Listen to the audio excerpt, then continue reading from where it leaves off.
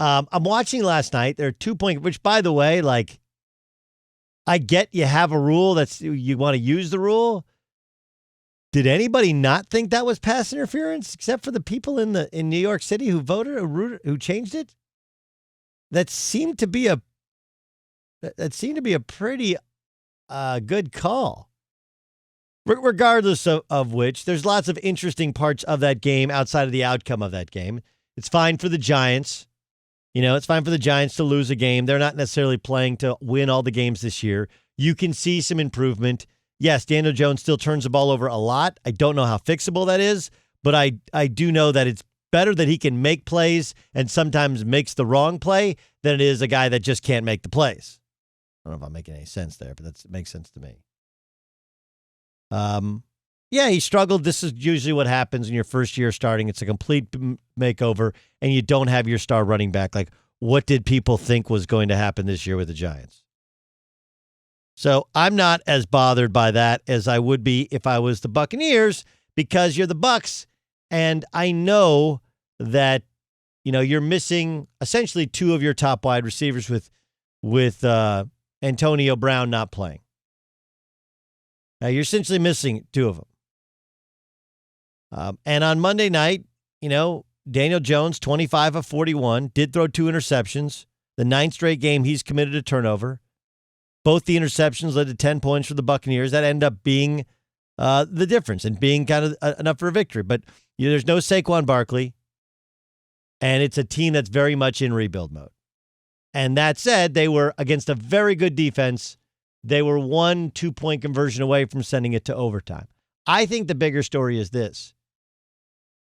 I get that the Patriots are a mess, that they are packing it in and they are planning for next year. And I understand that to many people, that reflects and says that Bill Belichick somehow loses and Tom Brady wins. It was more about Brady than it was Belichick. I hate these statements because you have to get down to the actual facts and the context of it. And though I have time on my radio show, I think that's boring radio. Here's what I'll tell you. Because Brady's team is really, really good. Really good. Not great, really good. I can tell you unequivocally that he is being overrated and overregarded for his performances. How many times do we have to see him be just okay and his team win, not because of, maybe not in spite of, but he's just a good, solid quarterback to where we start to go like, oh, wow, Tom Brady, incredible. He was fine yesterday. He's fine. He wasn't bad. He wasn't great.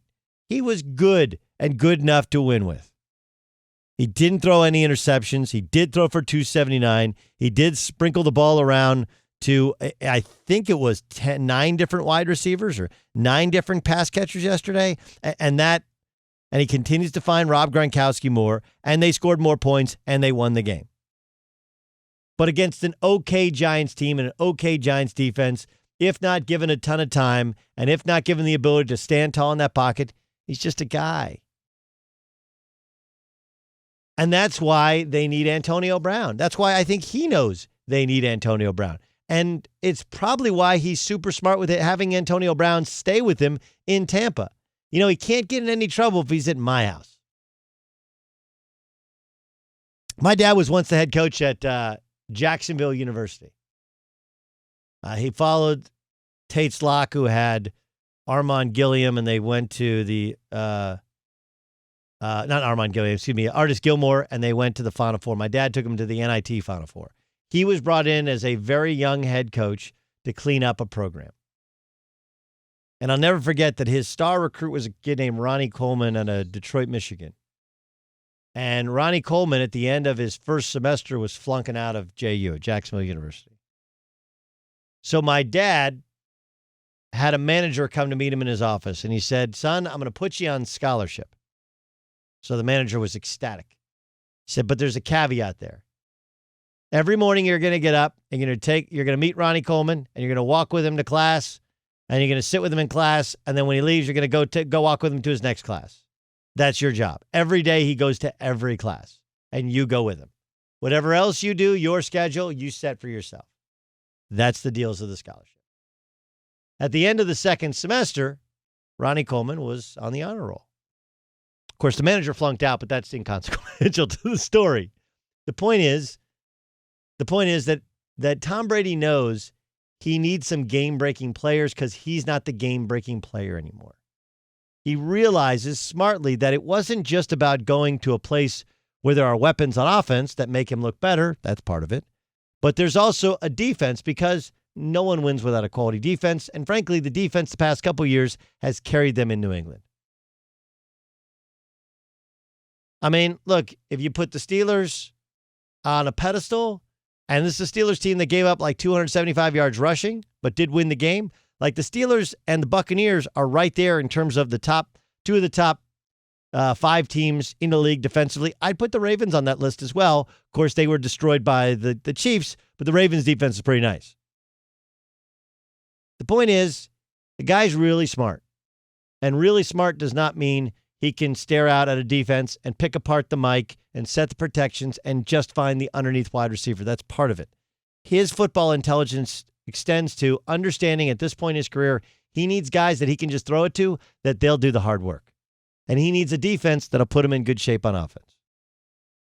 Because, oh yeah, by the way, when Peyton Manning won his last championship, he wasn't nearly as good as where Brady is now, and he still won it because the defense, because the special teams, because they had enough skill position players to make plays to carry them down the stretch. I feel like our overindulgence is what we did with Pat Mahomes. Like I've heard Russell Wilson, who's great. I've heard Aaron Rodgers, who's great. I mean, now it's like, well, what about Tom Brady for MVP? Like, Pat Mahomes has 21 touchdowns, thrown 1 interception. He has the highest ranked QBR, and he's second in passer rating.